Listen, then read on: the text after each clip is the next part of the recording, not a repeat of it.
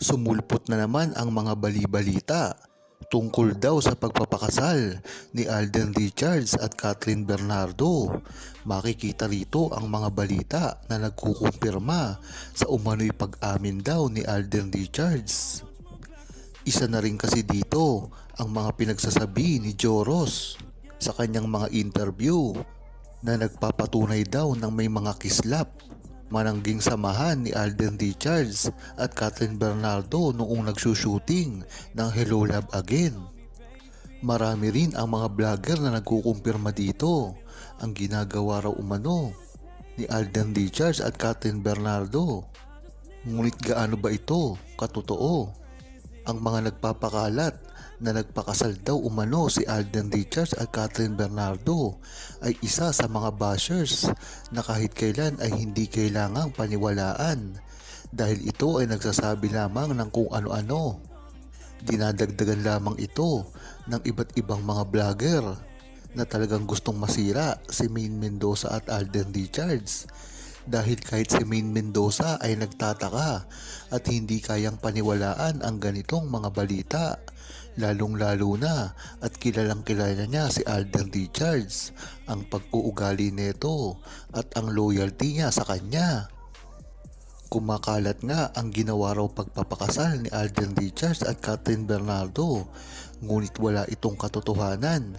Sinabi na ito ni Alden Richards dati pa lamang at kailanman ay hindi na ito magbabago. Kilala natin si Alden Richards na hindi magsisinungaling sa publiko. Kaya bakit kailangang paniwalaan ito? Dahil kung nagsabi na si Alden Richards dati na wala lang sila ni Catherine Bernardo at sila ay magkaibigan lamang, ay dapat hindi na ito ine-entertain dahil ang mga balitang ito ay wala namang katotohanan.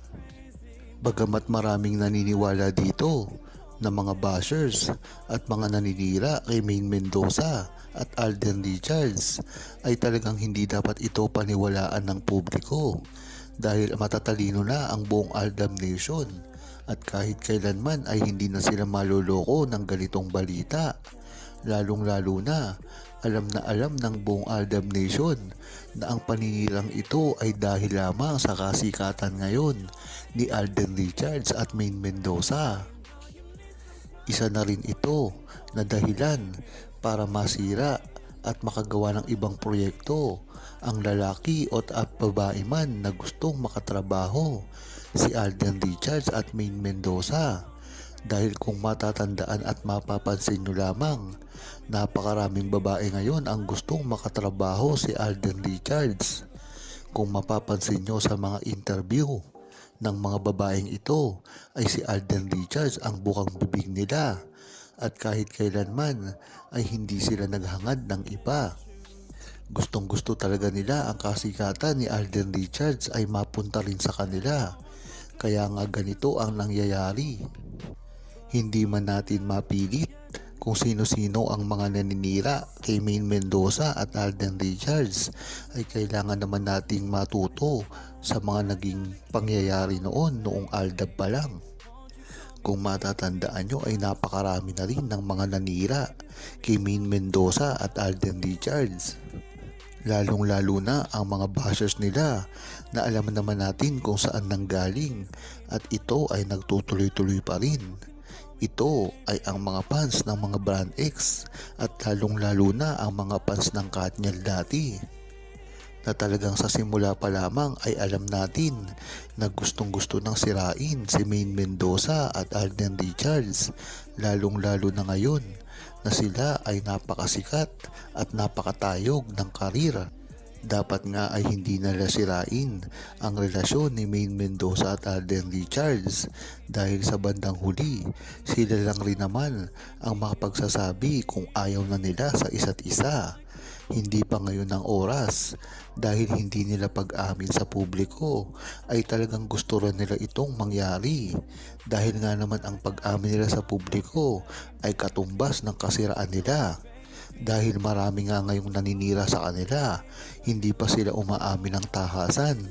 Ngunit ang alam ng buong Aldab Nation ay talagang totoo at real na real ang kanilang relasyon. Kaya hanggang ngayon ay may naninira pa rin sa kanila. Dapat talaga ay pag-aksayahan na nila ito ng panahon nang sa gayon ay hindi na sila mapilit na aminin pa sa publiko ito. Dahil ang Aldam Nation ay alam naman ang totoo at kahit kailan hindi na sila masisira dito. Noong time pa ng Aldam Nation ay napakarami na ring naninira sa kanila kahit hindi pa sila noon kasikat. Talagang todo na rin ang paninira sa kanila. Ngunit nang sumikat ang Aldab at talagang nagsusunod-sunod na ang kanilang mga komersyal at mga proyekto, diyan nagsimula ang kagalit-galitan ng mga fandom sa kanilang dalawa. Kung maiisip nyo at matatandaan, hindi lang iisang fandom ang kalaban ni Main Mendoza at Alden Richards, ngunit buong fandom ng Brand X. Diyan mo talaga malalaman na talagang hanggang ngayon ay marami pa rin naninira kay Main Mendoza at Alden Richards dahil itong mga fandom na ito ay gusto sa kanila lamang mapunta ang mga pansin ng ibang tao at ipagpatuloy nila kung ano man ang nasimula nila dati na pagsira kay Main Mendoza at Alden Richards. Sa dati naman ay talaga na nila itong ginagawa. Hindi pa si Main Mendoza at Alden Richards dati ay marami na rin na bumabatikos kay Alden Richards noong nagsisimula pa lamang siya.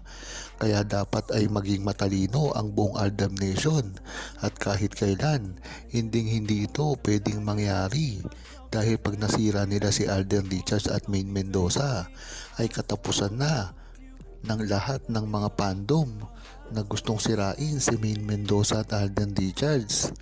Kaya dapat ay mag-ingat si Main Mendoza at Alden Richards na hindi mapagpaniwala agad sa mga balita na talagang alam natin na hanggang ngayon ay tuloy-tuloy pa rin. At kahit kailanman ay hindi na mababago ito. Noong dati pa man lang ay talagang sinisira na sila.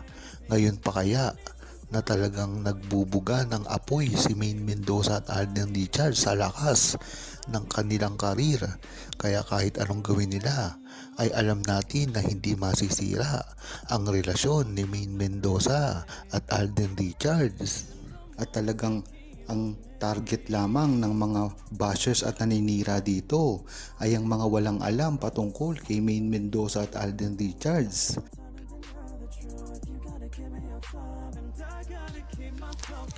Huwag kalimutang mag-subscribe, comment at i-like ang video na ito. Thanks for watching!